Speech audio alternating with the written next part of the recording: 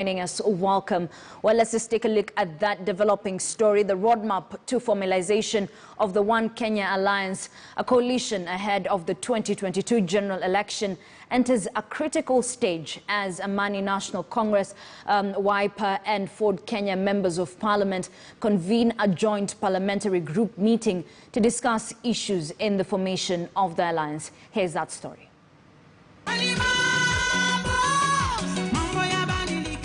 To former Prime Minister Raila Odinga and all his 2017 coalition partners, ANC's Musalia Mudavadi, Wiper's Kalonzo Musyoka and Ford Kenya's Moses Wetangula, the troubled National Super Alliance had reached a rocky end. One nation. Even though the four parties are yet to formally write to the registrar of political parties to officially institute the political divorce, Mudavadi, Kalonzo and Wetangula lead their members to a joint parliamentary group meeting to discuss, among other affairs, a unity pact with the Baringo Senator Gideon Moi-led KANU party. The technical committee is in place.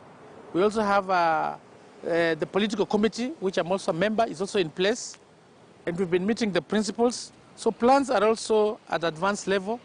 And they're also going to establish the secretariat. And of course, we call upon the like-minded parties. Mudavadi, Kalonzo, Wetangula and Moi have already picked an 8-member technical committee that is already harmonizing the key campaign issues from the four parties as a likely foundation for a joint manifesto. Deliberations also expected to include formulation of a coalition agreement and critical timelines to unveiling of the coalition's 2022 lineup. One Kenya Alliance has not been sold to the political class, and particularly the parliamentary group.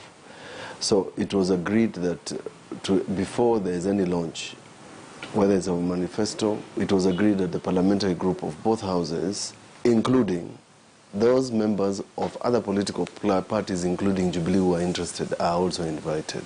During an earlier meeting, Moi had indicated that his current coalition agreement with the ruling Jubilee party would still be in force until 2022, a matter complicated by the delayed formal exit of Wetangula, Mudavadi and Kalonzo from NASA. A matter insiders say would be discussed alongside the possibilities of emergence of fresh entrants, including the now seemingly estranged 2017 coalition partner Odinga and his Orange Party. NASA ilifanya kazi yake nikakwisha. Hiyo haimaanishi kwamba hatuwezi kuungana tena. None of them can face Raila and survive, so they need to face Raila as a group with a position in order for them to yank or to take off something from the next coalition. In other words, they have to be on this other side of the table and Raila on that side. If they join him, they lose the argument because they give him the momentum to now bring other people on that table to dilute them. There's a possibility of further collaboration with Jubilee, but as of now, I can't tell you how, but there's a possibility of further consultation and framework. There's also a possibility that Mheshimiwa Raila Odinga will join, like he said. And with the clock ticking fast to the 2022 polls, the headache of how to craft a popular manifesto, pick a lineup and mount a formidable presidential campaign remains top on the agenda as the President Uhuru Kenyatta succession enters the homestretch. Muremi Mwangi, KTN News. And we want to talk about this, and joining me in studio to have this conversation is Dennis Nthumbi, who is a political analyst. Good morning, and thank you for joining us here on News Center.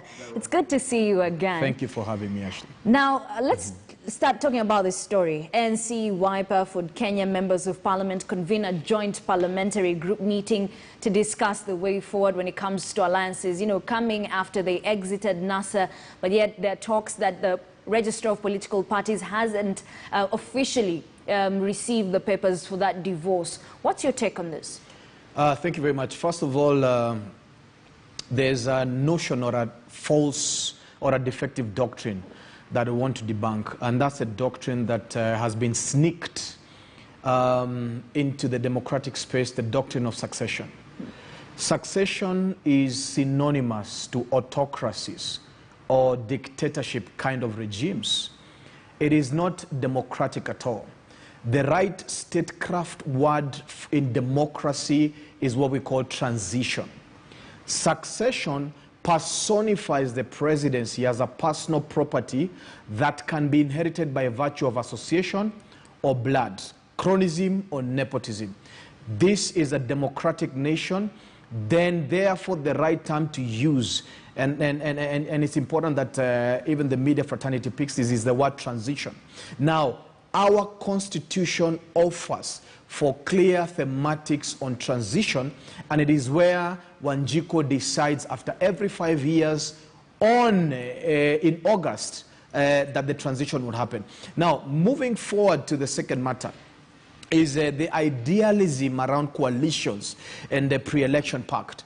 My understanding and research on coalitions is that coalitions are usually done by parties that are terminally ill, or parties that have a regional command that cannot meet the defined threshold, especially to capture the presidential seat.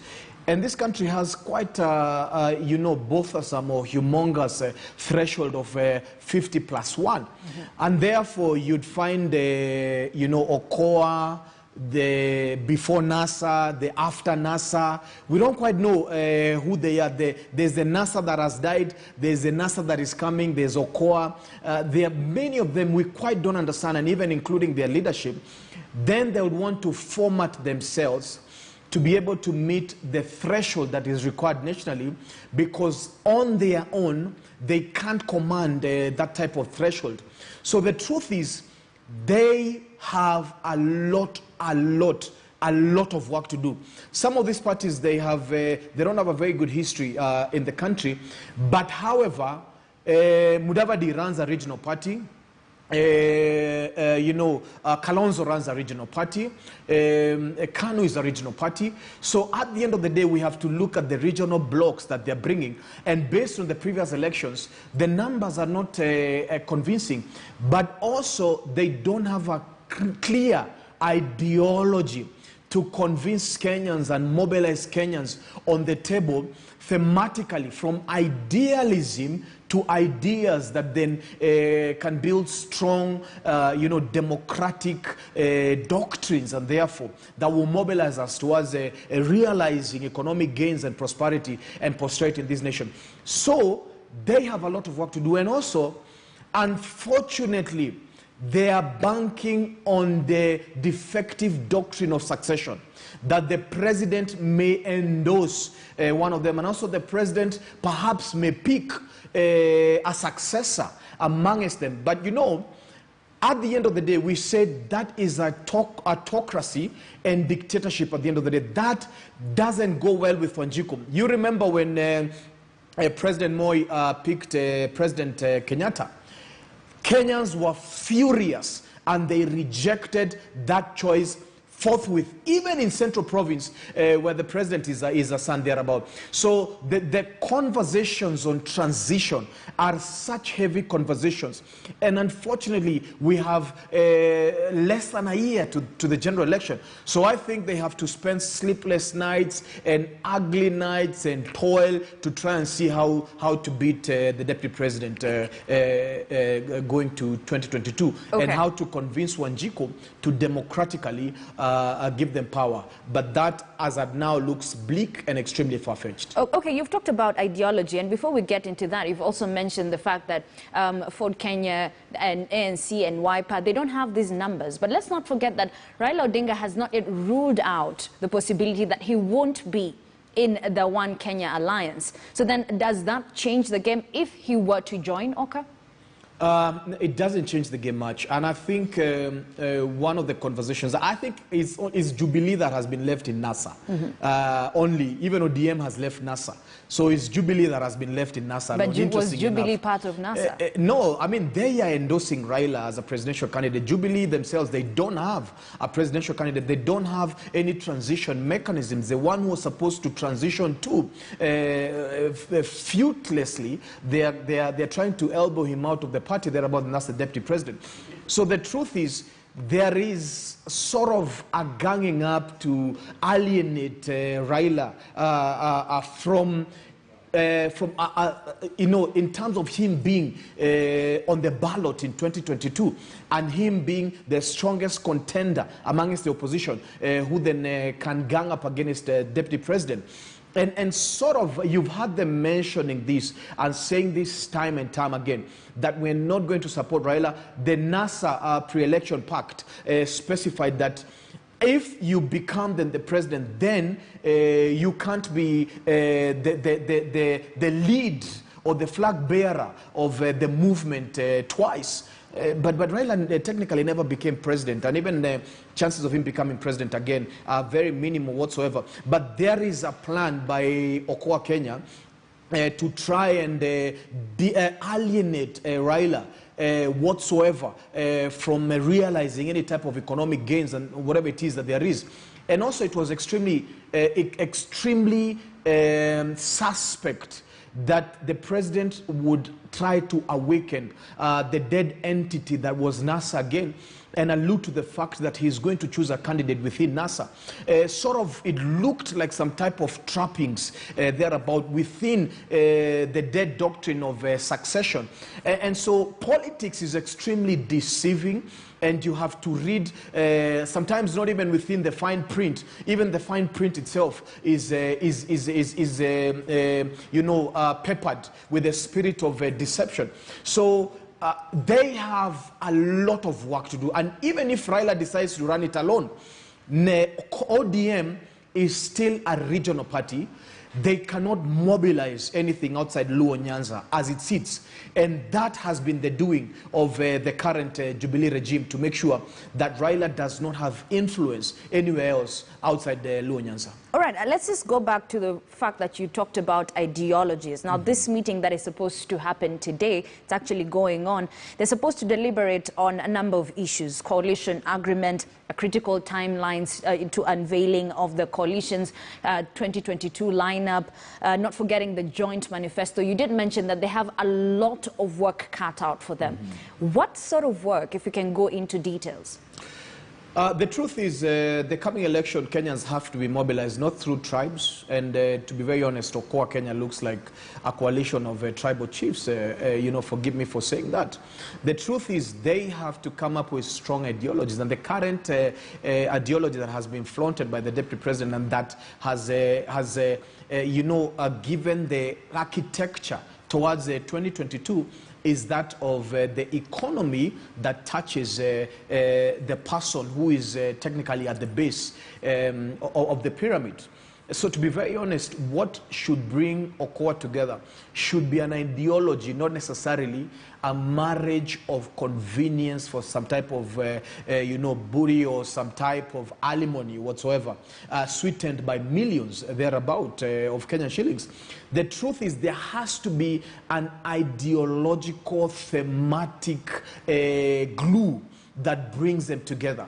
Something that they can rally Kenyans based on the current outstanding environment of socio-economic degradation. And you think they don't have that? And if they don't have it, it will be impossible. They will have to mobilize Kenyans to... No, do you think they have that? I don't think they have that, because we don't know quite what has brought them together. But as I said before, I think they realize that they're regional parties, and gaining the presidential threshold of 50+1. For weak parties, they must have pre-election pacts, they must have coalitions, they must have access to government utilities and utensils and finances whatsoever, to be able to mobilize people through the thematics of tribes and therefore. But ideas unite Kenyans across the board. Ideas, because if you're struggling economically, I'm also struggling economically. Even if you're a millionaire in this country, you're still struggling at your bottom thereabout. So the concept of the microeconomics, the economy that is touching the person at the lowest base. And when I say the person at the lowest base, I don't necessarily cut it only to Mama Mboga and the wheelbarrow pushers and the cart pushers. No. the billionaire or the millionaire who is manufacturing toilet papers at Babadogo is also feeling the pinch from a policy level, from accessing credit. Production costs are extremely high in this country. Companies are moving all the way to Ethiopia and other countries. So therefore, what we must discuss now is economy that basically arises from the bottom. So then don't you think they are more powerful together, considering each of them brings something to the table? I mean, everyone knows ANC's Musalia Mudavadi is really good at economics. So then that can really solve the issue, considering right now Kenyans really want the economy to be uplifted and to grow again. I have never seen Musalia's strength in economy. The truth is, I know that he was a minister once, but I don't quite remember the gains that economically that we harvested as Kenyans. But also, the Deputy President and the Hustler Nation are not keen to hold this conversation of economics. And I think this is a conversation that every Kenyan must be invited on the table, whether you're poor, whether you're rich, whether you're super wealthy, whoever you are. I think this is a conversation across the board that we must have, that we may make sure, even if you'll be in the opposition in the coming government, you need to make sure that you put the government of the day in check based on the bottom-up economy. To be very honest, if we ask ourselves, what is it that they are bringing on board? Personally, I may not answer that, because I'll be struggling to understand their doctrine. Maybe they'll launch a manifesto. But actually, do you know that traditionally, political parties from independence have always generated manifestos? But to be very honest, those manifestos haven't borne any fruits, because the manifestos are not translated into policies. The manifestos are not translated into laws. The manifestos are not adopted by the people. We have mobilized people tribally. We have mobilized people through sloganeering of Tibims and Tialalas and Amakamba, Amaluo, Amakalenjin and Amakikuyu. Futile politics. I think we have to get back to the Constitution and entrench Article 1 of the Constitution that says that sovereignty and self-rule belongs to the people. We have to look at the economic and social rights, Article 43, that give us the power and the mandate to prosper in this country. What the national anthem says, plenty that is within our borders must be accessed by any person within the base. Okay. We must look at the Constitution and say, what does it address to my personal prosperity? You are talking about education, and that's a subject that interests me greatly. Do you know that socio-economic status define who gets good education and who doesn't get good education in this country? Even if you offer a child counseling and the child is going back home to poverty, they can't afford food, they can't afford health care, they can't afford books, they can't afford uniforms at the end of the day, and they're accessing a school that is less resourced, while those ones who have more resources would access better health care, would access better education. So at the end of the day, education in this country still does not reflect an equal social class, and Ministry of Education must make sure that those ones who are from the less privileged background are not equated within the platform of education as less privileged still. So there's a lot to address, especially given the fact that we have gone through a very painful pandemic, a painful pandemic that has exposed the underbelly in this country. And that's the reason why the critical conversation right now has to be economy, economy, economy at the end of the day. You've talked about a couple of things, slogans. This is something that we're even seeing right now with hustlers, but let's not get into that. You've also talked about the fact that manifestos are not implemented. Correct. That's a problem we face in Kenya, a problem that has been there, and it is there even right now. And I think it's a governance issue, if you ask me, but it's not about me. If you talk about policies and implementation, forget about manifestos. Manifestos are not implemented into, they're not converted into policies, and then they're not implemented. Even the policies that we do have right now, implementation is still a problem. Absolutely, and it all boils down to political goodwill. It all boils down to political goodwill. For example, when you look at the pillar of manufacturing, and then you need to ask yourself, what policies and laws does Parliament need to look at? Does the Ministry of Trade need to look at? And who is it benefiting? Is it trickle down or is it bottom up at the end of the day? Whatever that is in your manifesto must be legislated so that it can be supported by resources. Not just that, it must be what the people desire. At the end of the day, it is not what some guys have crafted in an air-conditioned boardroom somewhere in a plush hotel and then decided this is what we desire for ourselves. I'll give you a typical example in terms of our over-reliance on borrowing at the end of the day. Instead of going out there and borrowing money that entrenches bureaucracy, government bureaucracy, and benefits a few when it comes to huge, extremely expensive capital expenditures and projects in this country. Why don't you go to the Americans and tell them, you desire to give us $10 billion. We want to convert that into trade. Come and buy things from us. Buy furniture from us. Buy technology. Kenya is leading Africa in technology. Buy technology from us. You understand? Buy raw materials from us that have already gone through the value chain. Not necessarily we are lifting macadamia to China and the farmer is not benefiting in locally selling macadamia oil or thereabout. Briefly. So their policies must match your manifesto. It can't just be something that you talk about and it doesn't reflect through financing and through policy or through the legal architecture thereabout. And I think it's something that Kenyans need to audit. What you're talking about, how and where is it reflected within the current constitution? All right, briefly as we wind up. So you talked about political goodwill. So then these are people that we're seeing coming up that have been in the government before. And if they've failed to implement these policies and manifestos, then don't you think it's high time Kenya rethinks everything? You have said a critical thing because, to be very honest, leadership and power in this country lies on the CEO within the executive structure, and that's the president of this country. Generally, vice presidents in this country, they've been degraded. We saw that Kibaki was a vice president for a pretty long time. But when he became president, authority was vested on him. It wasn't delegated, but he could make clear decisions. Mama Suluhu in Tanzania, she was a vice president at the end of the day, but she's a president now. So when you are the one exercising the authority as the CEO of the nation, then we will put you a task to make sure that what you spoke becomes. Okay, that's a really good place to end it. Thank you very much, Dennis Mthumbi, political analyst. Well, we're expecting that presser from the One Kenya Alliance. It's supposed to start any moment from now. You'll be seeing live pictures